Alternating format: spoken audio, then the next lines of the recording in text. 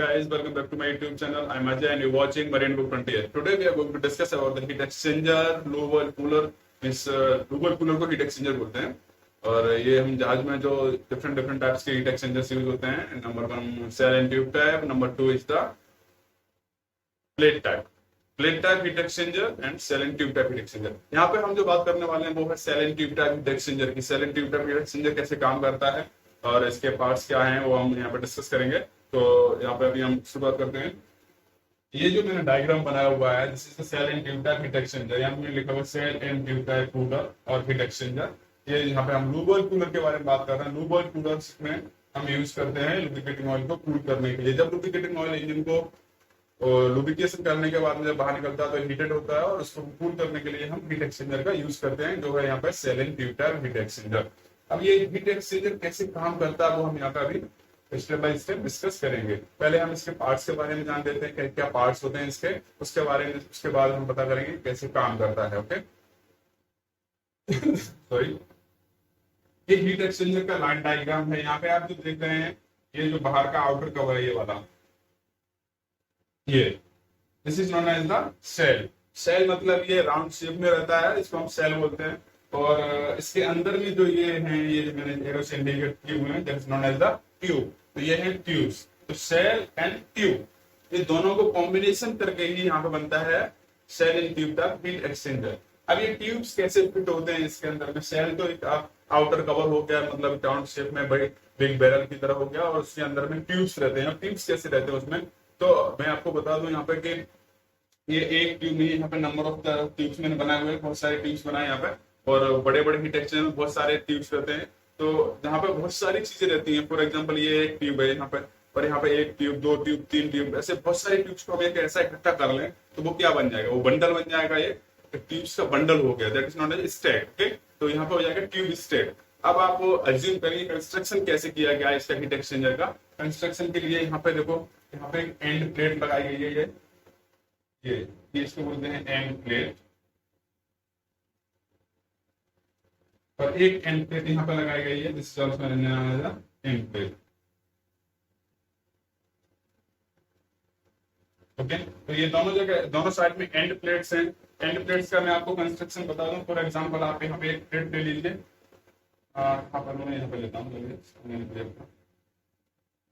ये एक प्लेट है, इसमें मैंने होल किए हुए हैं.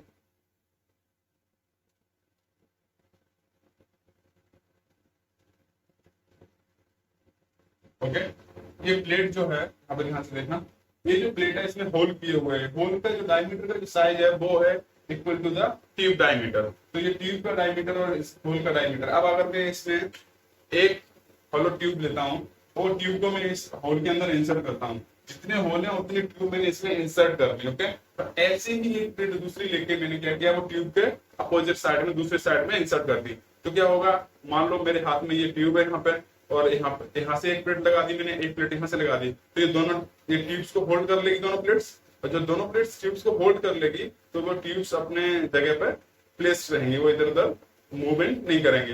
तो ये दोनों साइड से एंड प्लेट्स लगाए जाते हैं. एंड प्लेट्स लगाने के बाद में ट्यूब को इसमें फंसा नहीं जाता. उसके बाद में क्या होता है कि ट्यूब का जो ये वाला सरफेस होता है जहाँ ओपन होता है, उसको हम एक्सपेंड कर देते हैं. एक्सपेंड करने की वजह से क्या होता है ना, वो ट्यूब जो है वो प्लेट में लॉक हो जाती है. तो ऐसे करके सारी ट्यूब्स को हम यहाँ पे फिक्स कर देते हैं दोनों साइड में. और दोनों साइड में फिक्स करने से पहले क्या होता है, उसके अंदर में हम 1 2 3 4 ये number of the baffle plates बनाई है. बेफल प्लेट्स ध्यान देना इसको. ये बेफल प्लेट्स जो होती है उनका कंस्ट्रक्शन कैसा होता है, उनका कंस्ट्रक्शन ऐसा होता है, ये इस तरह का. वो बेफल प्लेट्स क्या आदि कटी हुई रहती है, साइड से थोड़ी सी कटी हुई रहेगी. इसीलिए ये देखो, यहाँ से लेके यहाँ तक एंड प्लेट पूरी आई है, और बेफल प्लेट जब लगाई इसमें तो यहाँ से लेके यहाँ तक आदि, यहाँ तक ही आई. क्यों? क्योंकि आदि कटी हुई है, इसका इधर का पोर्शन गायब है, तो यहाँ तक प्लेट नहीं आई. और यहाँ पे भी ऐसे ही है. अब यहाँ पे जो प्लेट लगाई है मैंने वो सीधी लगाई है, और यहाँ पे बेफल प्लेट लगाई है वो उल्टी लगाई है. मतलब इसका कटा हुआ पोर्शन नीचे की साइड में है, फिर प्लेट लगाई है उसका कटा हुआ पोर्शन ऊपर की साइड में है, फिर ऐसे. मतलब अपोजिट साइड में मैंने प्लेट्स यहाँ पे डिजाइन की है. यहाँ पे जो बताया डायग्राम में वो ड्रॉ की गई है प्लेट्स अपोजिट साइड में. वो क्यों की गई है उसको मैं रीजन बता दूं. बेफल प्लेट्स का काम होता है कि फ्लो को रेगुलेट करना. फ्लो को रेगुलेट करना। अब फ्लो क्यों रेगुलेट करना है वो अभी डिस्कस करेंगे। यहाँ पे हम एंड प्लेट्स हो गई, बैफल प्लेट्स हो गई। बैफल प्लेट्स जो ट्यूब्स को बीच में जगह छोड़ के लगाई गई है, तो यहाँ पर बैफल प्लेट्स क्या करेंगे, फ्लो को रेगुलेट करती हैं। यहाँ पे अभी हम बात करेंगे, अगर लुब्रिकेटिंग ऑयल यहाँ से इन हो रहा है तो ये ट्यूब स्टक हो गया, ये अंदर ट्यूब्स है, लुब्रिकेटिंग ऑयल यहाँ से फ्लो इन अंदर आ रहा है और यहाँ से हो रहा है सी वाटर एंड। ये जो नीचे वाला इनलेट है ये सी वाटर का है, ये लुब्रिकेटिंग ऑयल का इनलेट है। तो यहाँ से जब सी वाटर इन होगा तो मैं आपको समझाने के लिए ड्रॉ कर रहा हूँ, ये सी वाटर, इसमें पूरी सी वाटर रहेगा। ओके, अब ये सी वाटर कहाँ जाएगा, इसके अंदर तो घुस नहीं सकता क्योंकि ये प्लेट से सील है यहाँ पर, तो इसमें जाएगा, ये ट्यूब्स के अंदर जाएगा सी वाटर।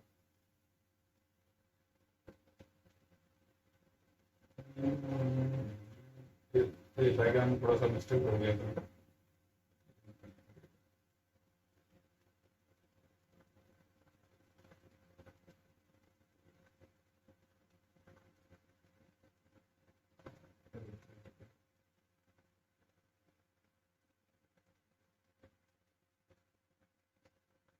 तो यहाँ पर डायग्राम में थोड़ा सा मैंने ड्रॉ किया था, वो देखा नहीं ध्यान से, थोड़ा सा मिस्टेक है, वो करेक्ट कर दे रहा हूँ, कोई दिक्कत नहीं है इसमें।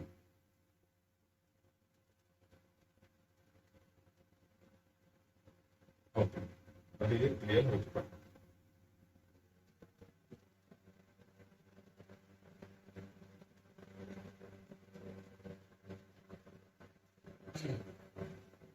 तो ये ट्यूब्स के अंदर से यहाँ से एंटर किया, इधर आया, इधर आया, इधर तक आया यहाँ पर।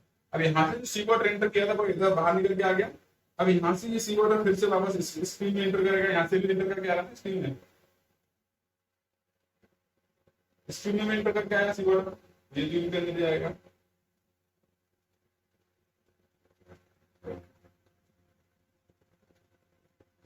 ये अंदर आया ट्यूब में, ये तो यहाँ से ट्यूब्स के अंदर सी वाटर जब आ रहा है तो सी वाटर यहाँ तक आएगा, तो यहाँ से वापस इधर ट्यूब में अंदर एंट्री कर जाएगा। तो यहाँ से अंदर ट्यूब्स में सी वाटर आया और पीछे से ऐसे घूम के वापस से इन ट्यूब्स से यहाँ से बाहर निकल जाएगा सी वाटर,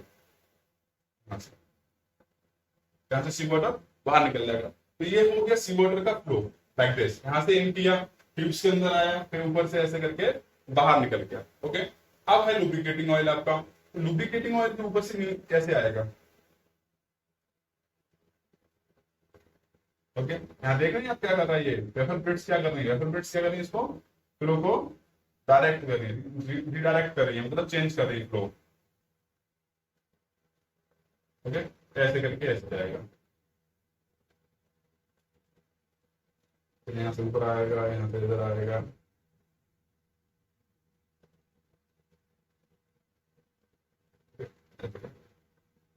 फिर यहाँ से ऐसे जाएगा, ऐसे जाएगा, ऐसे जाएगा, ऐसे ऐसे। हाँ, मतलब जो लुब्रिकेटिंग ऑयल है वो ट्यूब्स के ऊपर की तरफ फ्लो कर रहा है, और जो सी वाटर है वो ट्यूब्स के अंदर की तरफ फ्लो कर रहा है। तो ट्यूब्स के ऊपर कैसे फ्लो कर रहा है, फॉर एग्जांपल आप मेरे ये इसको वो लुब्रिकेटिंग ऑयल समझिए, ये ट्यूब समझिए इसको, और ये ट्यूब ऐसे लगी हुई है दोनों साइड से, और ये ट्यूब के ऊपर गिर रहा है, ओके, ना कि ट्यूब्स के अंदर। ट्यूब्स के अंदर तो यहाँ प्लेट लगी हुई है ना सी वाटर के लिए, तो ट्यूब्स के अंदर में सी वाटर जा रहा है, ट्यूब्स के ऊपर में लुब्रिकेटिंग ऑयल है। तो ट्यूब्स के अंदर जो सी वाटर वो कैसा है, ठंडा है, और लुब्रिकेटिंग ऑयल कैसा है, हीट है। तो जब कोई गर्म चीज किसी ठंडे के कांटेक्ट में आएगी तो वहां पे हीट एक्सचेंज होगी, ओके, तो हीट एक्सचेंज होगी और लुब्रिकेटिंग ऑयल कूल होना स्टार्ट हो जाएगा। अब हमारा डाउट ये है कि यहाँ पे लुब्रिकेटिंग ऑयल का इनलेट क्यों नहीं है, यहाँ से क्यों है, वो इसलिए कि जब यहाँ से सी वाटर इन करता है तो ठंडा सी वाटर रहता है, कूल करता है, और लुब्रिकेटिंग ऑयल गर्म करता है, तो यहाँ पे कॉन्टेक्ट में आता है और यहाँ से ऑयल कूल होना शुरू हो जाता है। पानी इधर आता जाता है, ठंडा पानी का फ्लो आता है इधर से, और यहाँ से गर्म ऑयल का फ्लो आता है। जब दोनों चीज कंटिन्यूस कॉन्टेक्ट में ज्यादा देर तक रहेंगी तो ऑयल की जो एफिशिएंसी कूलिंग होने की वो ज्यादा होगी। अगर हम इधर से फ्लो देंगे, यहाँ से लुब्रिकेटिंग ऑयल का फ्लो दिया बाई चांस, तो यहाँ से जब ऑयल सी वाटर यहाँ से आ रहा है तो यहाँ पर ऑयल गिरा, गर्म हुआ, गर्म ऑयल गिरेगा यहाँ पर, तो पानी भी गर्म हो जाएगा ऑयल के ऊपर कॉन्टेक्ट में आने से, तो गर्म पानी फिर इधर फ्लो करेगा। तो क्योंकि इधर से आ रहा है ना, तो इधर से गर्म पानी फ्लो करेगा, इधर से हॉट ऑयल फ्लो करेगा, तो दोनों के दोनों ऐसे फ्लो करके जाएंगे वापस यहाँ पे, और ऑयल पानी भी इधर से निकलेगा। तो क्या होगा, जो एफिशिएंसी है कूलिंग की वो कंप्लीट नहीं हो पाएगी, वो अच्छे से कूल नहीं हो पाएगा। इसीलिए लुब्रिकेटिंग ऑयल का इनलेट यहाँ पे है और सी वाटर इनलेट यहाँ पे है और सी वाटर आउटलेट यहाँ पे है। ये inlet and outlet different manufacture के अकॉर्डिंग चेंज हो सकते हैं। ये मैंने एक बेस डायग्राम बनाया है, इनलेट एंड आउटलेट चेंज हो सकते हैं। अब आई बात हमारे यहाँ पे जो एनोड लगा हुआ है, what is the function of the anode. Anode क्या काम करता है यहाँ पे, एनोड जो भी यहाँ पे सी ग्रोथ आती है, यहाँ पे क्योंकि सी वाटर क्या होता है, मोर करोसिव होता है, तो यहाँ पे क्या करता है एनोड, जिंक एनोड है जो सैक्रिफिशियल एनोड होता है। तो जिंक एनोड क्या करता है, खुद को सैक्रिफाइस कर देता है, जबकि इसमें करोजन नहीं होने देता है सी वाटर का। ओके, तो यहाँ पे करोजन ज्यादा नहीं होगा because of the zinc anode. ये बेसिक लाइट डायग्राम मैंने ड्रॉ किया है, आपको समझ में आ जाएगा यो। और ट्यूब में लीकेज वगैरह कैसे होते हैं, मेंटेनेंस क्या करते हैं, इसके ऊपर हम इसके लिए मैं अलग से वीडियो बनाऊंगा। अगर इसमें कोई डाउट है आपको तो कमेंट में मेंशन करिए, मैं उसको सॉल्व करने की कोशिश करूंगा। चैनल को like and subscribe and share करना ना भूलें।